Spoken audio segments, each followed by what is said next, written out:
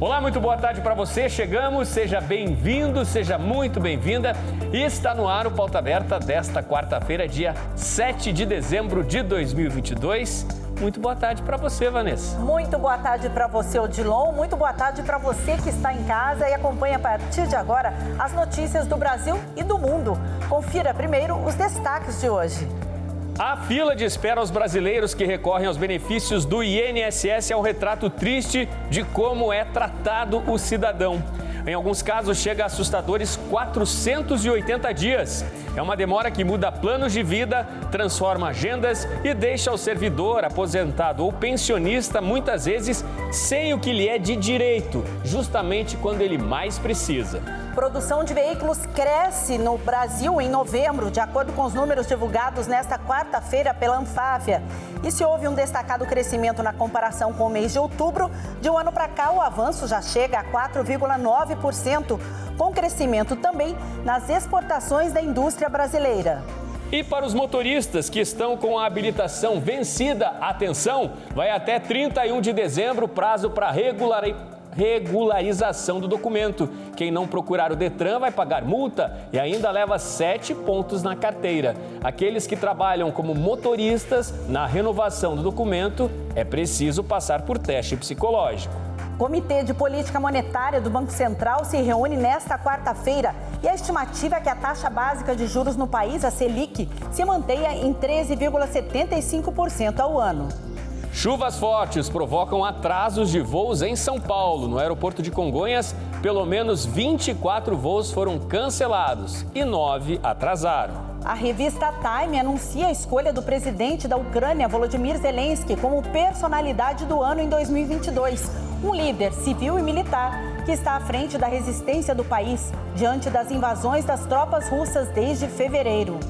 Copa do Mundo do Catar. O Pauta Aberta hoje mostra a você a festa da torcida portuguesa depois da goleada sobre a seleção da Suíça. E o barreado delícia da culinária paranaense agora tem selo de reconhecimento geográfico.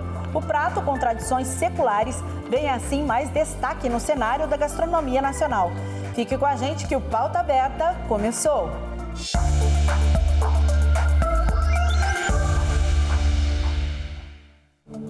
Os beneficiários do INSS, quando têm o direito aos benefícios, sofrem com o tempo de espera. A fila para que possam ter garantido o que lhes é de direito, justamente o seguro social, pode ser de até 480 dias. Isso mesmo, 480 dias. Tempo demais para quem precisa. É uma espera assustadora que muda planos de vida, que altera agendas, que em muitos casos atrapalha a rotina de quem precisa, conta com aquele benefício, mas sabe que ele não será liberado tão cedo.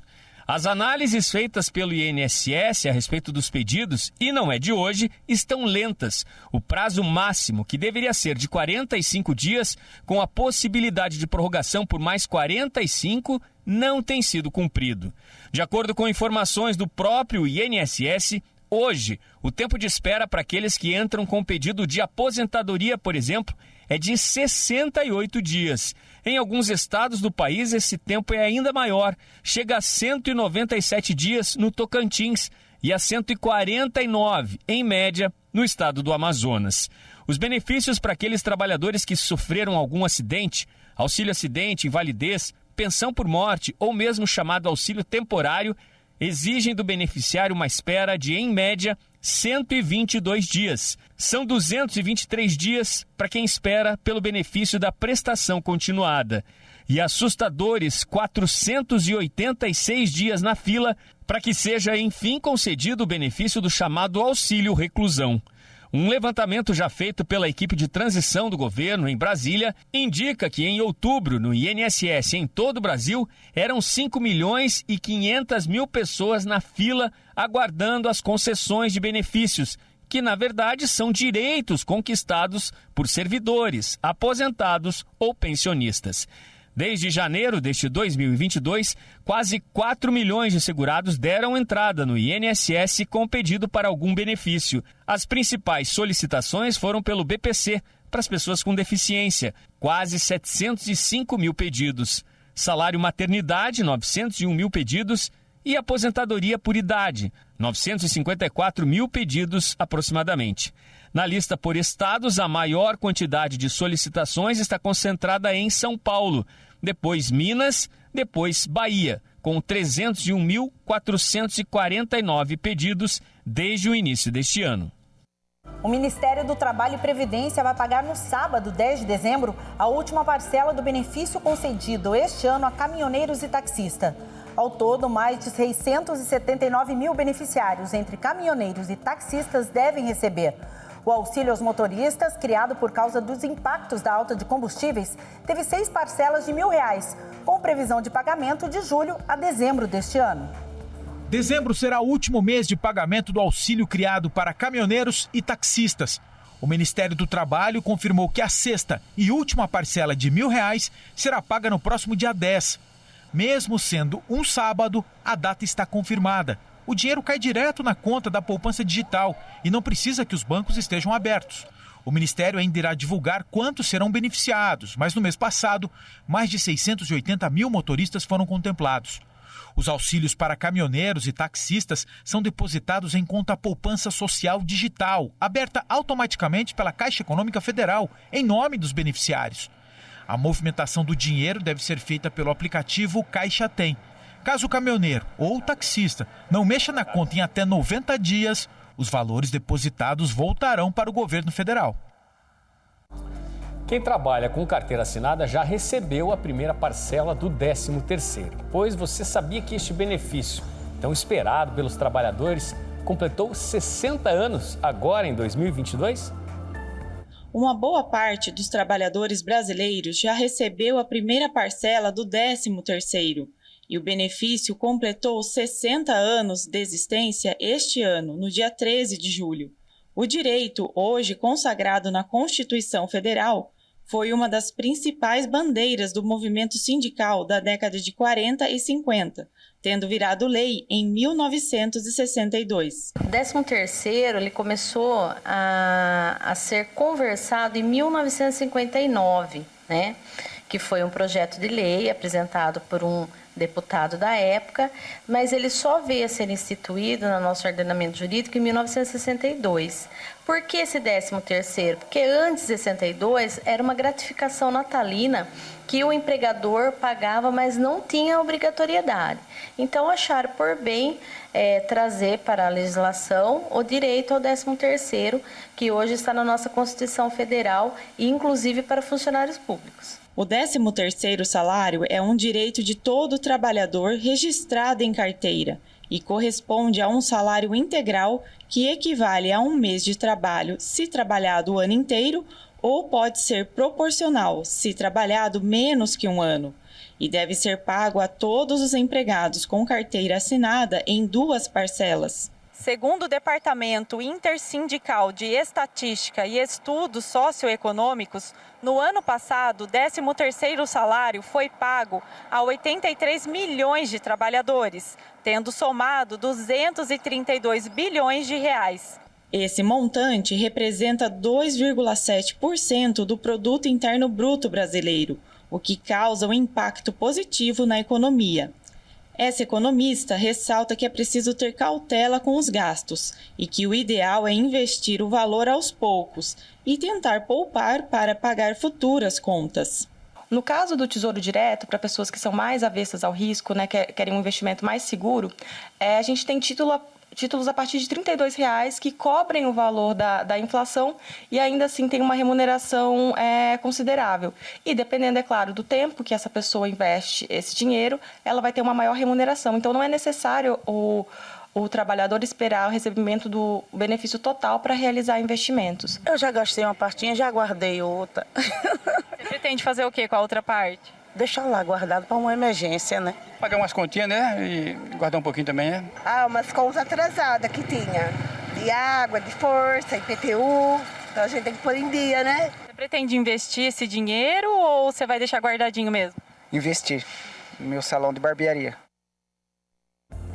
O Comitê de Política Monetária, o Copom, do Banco Central, se reúne nesta quarta-feira para definir a taxa básica de juros da economia, a Selic. A tendência é de elevação dos juros nos próximos meses. A expectativa do mercado financeiro é de que a taxa Selic seja mantida em 13,75% ao ano. O percentual entrou em vigor desde agosto deste ano. A próxima reunião do Copom vai acontecer só no governo Lula, mas o atual presidente do Banco Central, Roberto Campos Neto, continua à frente da instituição pelo menos até dezembro de 2024. Isso porque uma lei em vigor desde 2021 estabeleceu a chamada autonomia do Banco Central, com mandato para presidente e diretores da instituição. É importante lembrar que o Banco Central começou o governo Bolsonaro com a taxa de juros em 6,5% ao ano e em 2020, durante a pandemia, reduziu a Selic para 2% ao ano, menor patamar da série histórica. Mas tudo mudou a partir de março de 2021, quando o Banco Central aumentou a Selic em 12 reuniões consecutivas e com isso a taxa chegou a 13,75% ao ano, sendo o mais longo ciclo de altas desde 1999 e deixou a Selic no maior nível em 6 anos. De acordo com o Banco Central, o ciclo da alta dos juros é uma estratégia para conter as pressões inflacionárias do momento, como os resultados da pandemia, a interrupção temporária na oferta de alguns produtos, os benefícios temporários concedidos pelo governo, a guerra na Ucrânia e as metas da inflação. Para definir o nível dos juros, o Banco Central se baseia no sistema de metas da inflação. Quando a inflação está alta, o Banco Central eleva a Selic. Quando as estimativas para a inflação estão em linha com as metas, o Banco Central pode reduzir essa taxa. Para 2023, a previsão do mercado financeiro é de uma inflação de 5,08%, acima do teto da meta. Se confirmado, será o terceiro ano seguido de estouro dessa meta. A produção de veículos cresceu no Brasil no mês de novembro. Na comparação com 12 meses atrás, este avanço chega a 4,9%. Os números são da Anfávia, que é a Associação Nacional dos Fabricantes de Veículos Automotores. No mês de novembro, o Brasil produziu 215.796 veículos. Neste universo de novinhos estão carros de passeio, utilitários, ônibus e caminhões. O crescimento na produção chegou a 4,7% numa comparação com o mês de outubro, de acordo com o balanço apresentado nesta quarta pela Anfávia. Do início do ano para cá, o aumento da produção é maior, chega a 6,9%. Foram 2.178.000 veículos que deixaram a linha de produção na indústria, de janeiro a novembro. Apesar do crescimento na produção do início do ano até agora, as vendas recuaram 1,3%. Mas o cenário é de mais otimismo quando comparamos as vendas de novembro agora com as de um ano atrás. Neste período, de um ano para cá, foi registrada uma disparada dos negócios no setor, de 17,9%. Na comparação com outubro, as vendas de novembro também subiram 12,8%. No total, 204.011 veículos foram licenciados no mês de novembro, agora de 2022. Outro crescimento destacado pela Anfávia foi o de exportações de veículos. O mercado externo levou do Brasil mais de 43 mil unidades no último mês de novembro, 55% a mais na comparação com novembro de 2021. Desde o começo do ano, 449.705 veículos foram negociados para fora, 34,03% a mais na comparação com o mesmo período do ano passado. Agora um alerta, você já deu uma conferida se a sua carteira de habilitação está vencida? Muita gente só descobre na hora que a multa chega. Quem está com o documento atrasado desde março e abril tem até o fim desse ano para regularizar. O Murilo Cardoso conta os detalhes pra gente. Atenção, você motorista que está com a carteira de habilitação vencida entre os meses de março e abril, você só tem até o dia 31 de dezembro, agora desse ano, para regularizar o seu documento. A data segue o cronograma do Conatran para atualização daquelas carteiras que não foram regularizadas durante o período da pandemia. Se esses documentos não forem regularizados, a multa pode ser de até R$ 293,47 e ainda 7 pontos na carteira, conforme o Código de Trânsito Brasileiro. A renovação simples pode ser feita de forma remota, caso não tenha necessidade de reavaliação do condutor. Nos sites e aplicativos do Detran é possível fazer o agendamento, receber indicações de clínicas ali para realizar o seu exame médico e também informar um endereço para receber o documento pelo correio. Vale lembrar que quem exerce atividade remunerada como condutor precisa passar por avaliação psicológica. E o calendário segue até janeiro para as CNHs vencidas no mês de maio de 2022 e assim todos os meses até agosto de 2023. É importante, não perder o prazo, não dá para perder prazo. O IBGE perdeu. O IBGE acaba de anunciar mais uma prorrogação no prazo para o fim da coleta de dados para o censo. Agora o censo de 2022 vai ficar para 2023. Uma estimativa indica que ainda falta fazer a contagem de pelo menos 20% da população. As visitas do censo em casas e lares brasileiros só vão terminar em janeiro do ano que vem. O atraso foi confirmado pelo IBGE, que é responsável por esse trabalho. As visitas com entrevistas dos moradores começaram no dia 1º de agosto e a previsão na época era terminar a coleta de dados em outubro. Mas por causa do atraso, esse prazo foi prorrogado para dezembro e agora prorrogado de novo, para janeiro. O ritmo mais lento do que o esperado ocorre por causa das dificuldades do IBGE em contratar e também manter os recenseadores em campo. De 28 de novembro a 4 de dezembro, o IBGE contava com 60 mil recenseadores em ação. Parece muito, mas segundo o próprio IBGE, essa quantia equivale a apenas 33% do total de vagas disponíveis. Ainda de acordo com o IBGE, 78% dos lares projetados já foram visitados. Vamos falar da limpeza da sua cozinha? E olha, mesmo que você deixe tudo sempre em ordem, pesquisas indicam, Odilon, que esse ambiente é um dos mais propícios para o desenvolvimento de fungos e bactérias. A gente tem que manter a higiene em dia, nesse ambiente, porque onde as pessoas mexem nos alimentos, Você vai ver na reportagem a seguir qual é o principal vilão da sua cozinha e como evitar os riscos à saúde. Você sabia que a cozinha de uma casa é um dos lugares onde mais podem ter objetos contaminados e que podem trazer danos muito graves à saúde? Em uma cozinha comum nós encontramos esponjas, rodos, pano de pia, pano de prato, tábuas de carne, uma verdadeira colônia de bactérias e fungos. A cozinha, na realidade, é um local onde existe uma grande manipulação de alimentos, entradas e saídas de coisas que vêm do mercado, da rua, e esses alimentos eles podem sim estar contaminados por algumas bactérias e fungos. Fora isso, também existe a possibilidade da proliferação de todos esses fungos, bactérias ou micro-organismos decorrentes a esses materiais, por exemplo, no pano de prato ou no lixinho da pia. A concentração de micro-organismos presentes nesses objetos e o risco de contaminação cruzada em decorrência da má higienização foi alvo de estudos por pesquisadores. Em 3 meses de investigação, o Departamento de Biomedicina do Centro Universitário Unimetrocamp Weiden, em Campinas, São Paulo, analisou cozinha de 9 casas e identificaram vários fungos e bactérias que podem causar intoxicação alimentar, diarreia, febre, vômitos, infecção urinária e dores abdominais. A manipulação correta desses alimentos garante sim a saúde não só daquelas pessoas que estão envolvidas ali na própria manipulação dos alimentos, quanto de quem vai consumir esses alimentos a posteriori. Os pesquisadores ainda classificaram os objetos de acordo com o nível de contaminação. Em primeiro lugar, com maior quantidade de fungos e bactérias, está a lixeira. Em segundo lugar, a esponja de lava-louça, ralo, pano de pia, pano de prato, rodo de pia, tábua de carne. E de acordo com o professor, é melhor evitar manter lixeira na pia. Isso porque a proximidade do objeto com os alimentos que são manipulados no local faz aumentar o risco de contaminação. Esse lixo ele é uma grande possibilidade, um grande foco de proliferação de bactérias. Porque a gente vai ter a umidade da pia e qualquer bactéria vai gostar disso. O pano de prato também não deve ser ignorado. A troca deve ocorrer sempre que ele estiver úmido.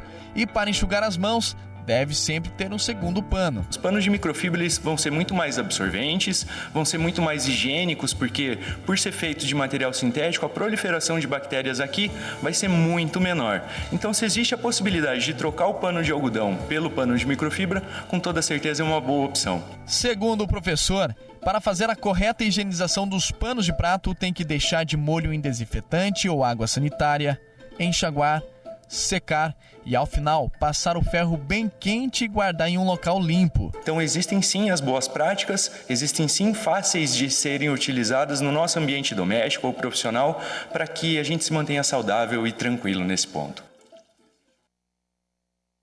Ótimas dicas, hein, pessoal? Veja a seguir, o presidente da Ucrânia, Volodymyr Zelensky, é anunciado pela revista Time como a personalidade do ano em 2022. E ainda o vídeo que conquistou as redes sociais do embaixador da Coreia do Sul, mesmo após a derrota para a seleção brasileira, esbanjando entusiasmo, bom humor e afinação, cantando de Chitãozinho e Chororó, um dos clássicos da música brasileira. O intervalo é rapidinho, a gente volta já.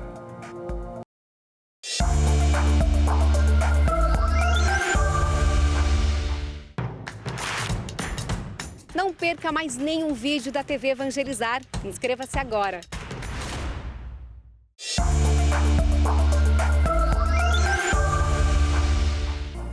Estamos de volta com o Pauta Aberta e eu agradeço a sua companhia e audiência em todo o Brasil. Na zona sul de São Paulo, o aeroporto de Congonhas teve 24 voos cancelados por causa da chuva. A Infraero informou ainda que 9 voos registraram atrasos e um foi alterado para outro terminal. O temporal desta terça-feira derrubou árvores, alagou ruas e deixou carros submersos. A gente imagina a confusão no aeroporto, né, gente? Com tanto atraso, muitas pessoas realmente devem ter sido prejudicadas no dia de hoje. Notícias internacionais agora. O presidente da Ucrânia, Volodymyr Zelensky, que desde fevereiro comanda uma resistência militar do país diante da invasão das tropas russas, foi anunciado nesta quarta-feira como personalidade do ano pela revista Time. O papel do presidente Zelensky, neste momento tão duro para o país, já é considerado por grande parte da comunidade internacional um ato de resistência heróica frente aos avanços das forças de Moscou sobre a Ucrânia. A Time nomeou nesta quarta-feira como personalidade do ano de 2022 da revista o presidente da Ucrânia, Volodymyr Zelensky, assim como o espírito do país pela resistência diante da invasão russa. Edward Felsenthal, editor da revista, afirmou que o líder ucraniano galvanizou o mundo de uma forma que não era vista há décadas e que a decisão desse ano nunca esteve tão clara. A Time ressaltou o trabalho de Zelensky nos dias seguintes ao início da invasão, no dia 24 de fevereiro, com publicações nas redes sociais, além de discursos diários pronunciados à distância para instituições como parlamentos, Banco Mundial e os prêmios Grammy. Eleito com vitória esmagadora em 2019, o ex-ator e comediante era, à época, uma escolha pouco provável para a personalidade do ano. Ele enfrentava um descontentamento público e a invasão russa era apenas um alerta de serviços de inteligência. Quando a invasão foi iniciada, Zelensky passou de presidente em apuros a líder da resistência militar da Ucrânia. Zelensky sucede como personalidade do ano o bilionário Elon Musk, dono da SpaceX e da Tesla, que este ano comprou o Twitter. Em 2007, a personalidade do ano foi o presidente russo Vladimir Putin. O assunto agora é a saúde das futuras mamães. O acompanhamento pré-natal e exames durante a gravidez ajudam a proteger a mãe e o bebê. Quanto mais cedo a gestante procurar a primeira consulta, mais fácil será lidar com uma gravidez de risco, por exemplo. E o SUS oferece esse apoio. Beatriz está grávida de 5 meses, é o terceiro filho e a gravidez é de alto risco. Ela faz acompanhamento no Hospital Universitário de Brasília, uma referência em gestação que pode apresentar problemas. Pré-natal desde o início, assim que descobri que estava grávida, já corri para fazer o pré-natal. O acompanhamento pré-natal integral durante a gravidez é fundamental para prevenir e identificar enfermidades e evitar possíveis complicações para a mãe e o bebê. Consultas, testes rápidos e exames são oferecidos de graça pelo Sistema Único de Saúde, o SUS. Em todos os estados, há as unidades básicas de saúde que estão prontas para acolher essa paciente, desde o período pré-concepcional até a época em que ela engravida. Para os especialistas, o ideal é que o pré-natal comece na fase pré-concepção, ou seja, quando a mulher decide engravidar, ela deve procurar um médico, fazer exames e tomar alguns medicamentos que preparam o corpo para uma gestação saudável. A chegada da Estela está próxima e Miriam lembra que ter procurado o pré-natal na primeira semana salvou a sua vida e da filha. No início eu tive hiperêmese gravídica, eu perdi 7 quilos em 2 semanas e aí eu me desidratei muito rápido. Aí eu fiquei internada e dei o início de anemia. Cuidando certinho, tomando vitamina, melhorei aos poucos. Ainda fico meio enjoada, mas em comparação ao começo, tá tudo certo. E a dúvida de muitas mães é na hora do parto. Afinal, o que é melhor, a cesárea ou o parto normal? A escolha envolve vários fatores, mas cada vez mais os médicos defendem que, independentemente se é cesárea ou parto normal, o procedimento pode ser feito sem dor. Veja na reportagem. O nascimento de um bebê é, sem dúvida, um dos momentos mais especiais para as famílias. Ao descobrir a gestação, muitas dúvidas surgem. E uma delas é: parto normal ou cesárea? No início eu até estava em dúvida do qual eu queria. Aí depois, mais para o final, eu optei mesmo pela cesárea. Da cesárea, eu sofri mais depois, né? O pós, né? Na hora você é mais tranquilo, mais sossegado. O Brasil é o segundo país com maior número de cesáreas. E mesmo com a indicação da taxa ideal ser de aproximadamente 15%, os últimos dados divulgados pela Organização Mundial da Saúde mostram que 55% dos partos realizados são cesarianas. O que acontece é que muitas mães têm medo de sentir as dores do parto. E a analgesia faz sentido nesse momento, por ser um procedimento que tira a dor, mas mantém a autonomia. Uma analgesia faz com que diminua a dor e a gente consegue dizer para ela o quanto que horas ela precisa fazer essa força.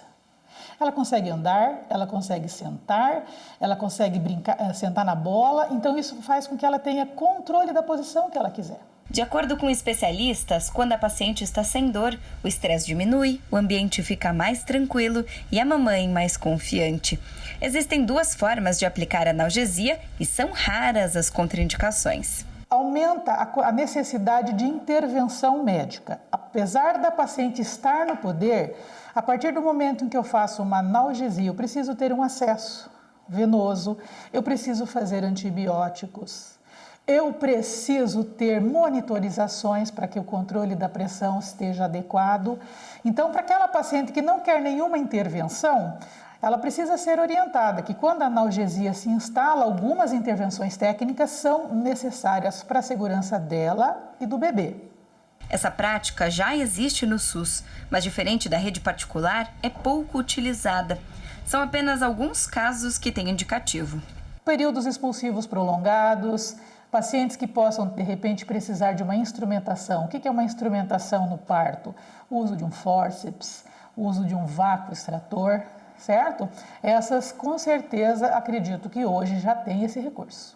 A Vivian teve 2 experiências de parto e nas 2 ocasiões optou pelo parto normal. Para não sentir a dor, fez uso da analgesia e conseguiu curtir o momento do nascimento da pequena Natália. Eu acredito assim, que se é uma possibilidade de facilitar, né, eu comecei a ouvir os depoimentos, era isso que as mães justificavam, porque às vezes você fica muito cansada e é bastante dor, né? Para aquele momento, a analgesia, ela ia me trazer essa tranquilidade, de eu não perder o sentimento gostoso do primeiro encontro, mas também não ficar ali sofrendo, né? É uma coisa positiva e não iria tirar o meu parto normal que eu tanto queria. Agora, mudando de assunto, a gente sabe o quanto as árvores são importantes nas cidades. Elas promovem qualidade de vida, mas muitas espécies estão ameaçadas. Mas olha que interessante essa iniciativa em Sarandi, no interior do Paraná. A Secretaria de Meio Ambiente começou a coletar sementes para manter seu próprio viveiro e garantir a manutenção da flora local. Ruas arborizadas são sinônimo de qualidade de vida no meio urbano. E essa é uma das características de muitas cidades da região noroeste do Paraná. Para preservar esse perfil, a Secretaria do Meio Ambiente do município de Sarandi deu início a um projeto inédito. Biólogos, geógrafos e técnicos estão em campo coletando sementes de plantas nativas, como o ipê e suas variedades, e exóticas e ornamentais, como o flamboyant. A ideia é manter um berçário de mudas na cidade. Primeiramente, a gente fez um mapeamento da cidade, identificando as espécies nativas presentes aqui para ser coletadas essas sementes e também algumas exóticas, que elas não são prejudiciais à nossa flora nativa, mas que elas são muito ornamentais e fazem uma exuberância maravilhosa. Depois desse mapeamento, a gente faz a coleta das sementes e no nosso viveiro a gente reproduz um ambiente adequado para cada semente. Além da preservação e perpetuação das espécies, o trabalho de promoção ambiental também deve gerar economia para o município. Nós temos a intenção de, no futuro, deixarmos de comprarmos mudas de viveiros particulares. A bem da verdade é que a coleta das sementes ela vai proporcionar uma muda de altíssima qualidade, porque ela vai ser totalmente adaptada ao solo e ao clima da nossa cidade.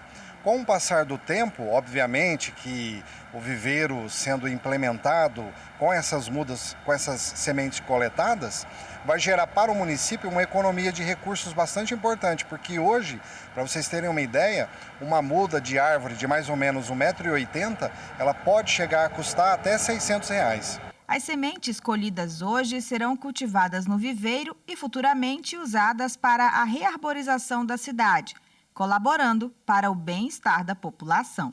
Muitas vezes a gente não vai enxergar a exuberância dessa mudinha, dessa semente que a gente plantou, mas nós temos que pensar no futuro.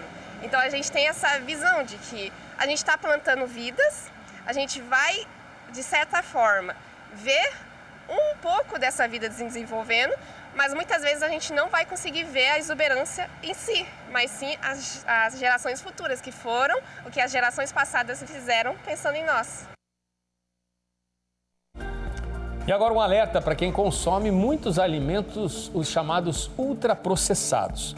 O Núcleo de Pesquisas Epidemiológicas em Nutrição e Saúde da Universidade de São Paulo apresentou uma pesquisa que destaca as mortes prematuras ocorridas na faixa etária de 30 a 69 anos estão muitas vezes relacionadas aos alimentos ultraprocessados. Alimentos ultraprocessados, você sabe o que é?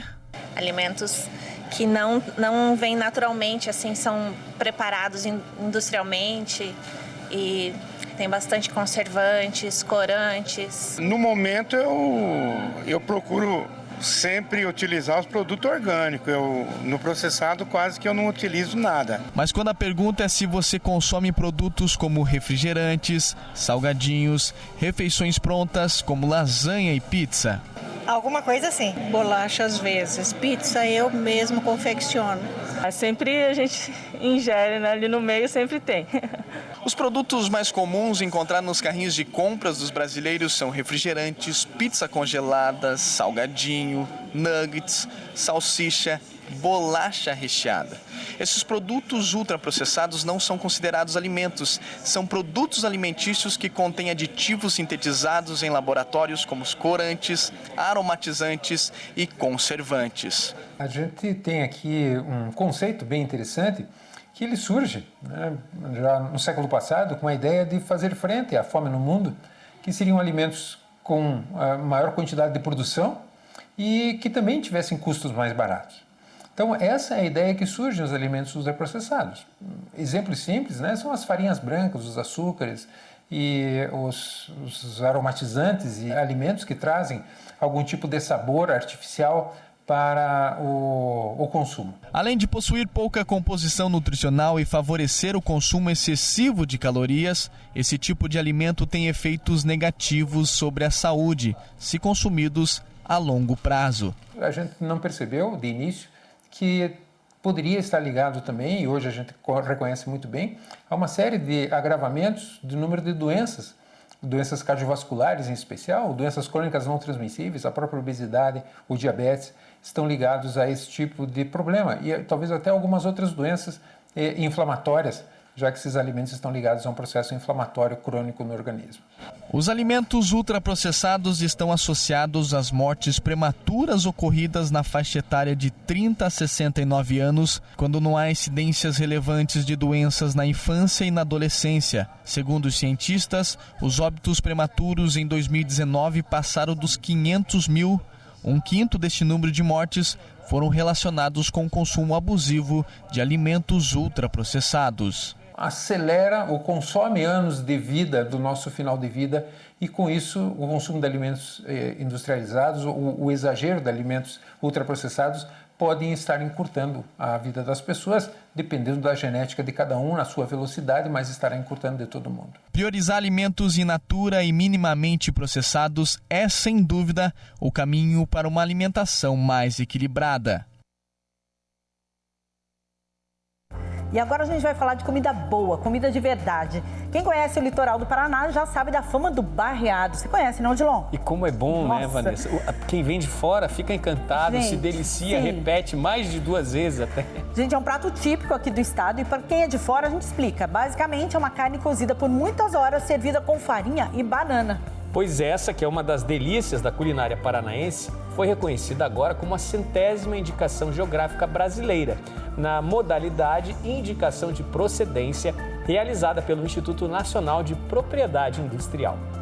O barreado, que é um prato típico do litoral do Paraná, agora passou a ter ainda mais projeção na gastronomia nacional. Isso porque recebeu indicação geográfica. Essa indicação torna o prato típico, que é preparado seguindo tradições de mais de 200 anos, numa referência gastronômica. O barreado é o 12º produto com IG no Paraná, o 3º estado em número de indicações geográficas, atrás apenas de Minas Gerais e do Rio Grande do Sul. A IG na categoria Indicação de Procedência é reconhecida como prato que é preparado com características típicas da cultura gastronômica da região. O preparo do barreado segue tradições que foram repassadas de geração a geração há mais de 200 anos. Ele é um produto típico do litoral do Paraná, à base de carne bovina cozida por mais de 8 horas numa panela fechada com goma de farinha de mandioca, seguindo a tradição originária dos Açores, em Portugal. O barreado é servido com farinha de mandioca branca e banana da terra, uma delícia de dar água na boca. Eu disse que era uma delícia, pois o reconhecimento do barreado é também um marco para o Brasil, por ser a 100ª indicação geográfica concedida pelo Instituto Nacional de Propriedade Industrial, 20 anos após o primeiro registro concedido em 2020 para os vinhos do Vale dos Vinhedos, no Rio Grande do Sul. Muito bom. Nosso assunto agora é a Copa do Mundo do Catar. Teve fado no Catar depois da goleada histórica de Portugal por 6-1 sobre a Suíça. A torcida lusitana fez a festa no país da Copa. A confiança dos portugueses aumenta e a esperança na conquista de um inédito mundial já é realidade entre a galera.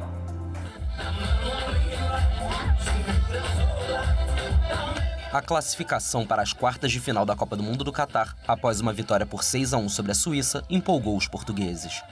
Do lado de fora do estádio de Luseio, a decisão do técnico Fernando Santos de deixar Cristiano Ronaldo no banco de reservas e começar a partida com Gonçalo Ramos, autor de 3 gols, foi elogiada. O Gonçalo Ramos é o artilheiro do Campeonato Português, é um artilheiro do Benfica, é um jogador muito jovem, ele tem 21 anos. Então, Cristiano Ronaldo é muito importante, mas infelizmente os anos passam e ele está um pouco mais pesado, um pouco mais lento, e aí o Gonçalo Ramos fez a diferença. Muito bem. O time são 11, não é só um não. Coletivo prevalece sobre o individual. Confiantes após o massacre desta terça, os portugueses já estão de olho no próximo compromisso, contra o Marrocos.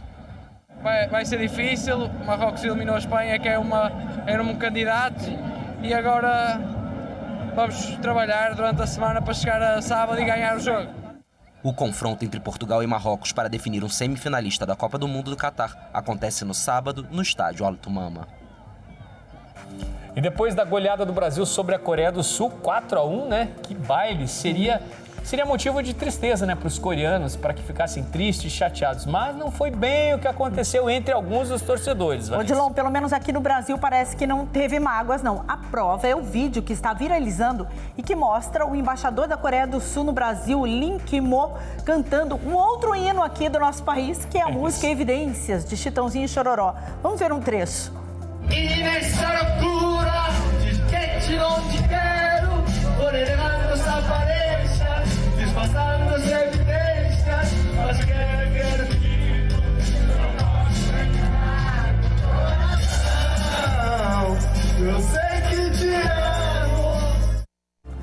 O cenário foi a residência oficial da Embaixada da Coreia do Sul em Brasília, onde o embaixador recebeu compatriotas brasileiros para assistir ao jogo, né, com direito a cerveja gelada, churrasco e também algumas delícias coreanas. Foi animado, né, Odilon? Foi.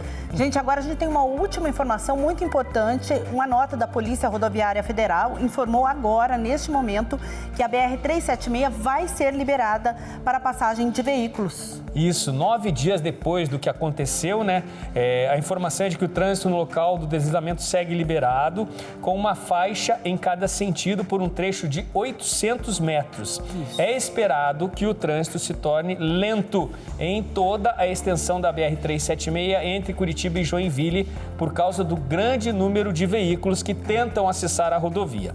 Então, essa informação, 9 dias depois do deslizamento, né, dessa tragédia que ocorre na Serra do Mar do Paraná, então o trânsito está parcialmente liberado aí nos dois sentidos, informação da Polícia Rodoviária Federal. Que bom, é isso mesmo.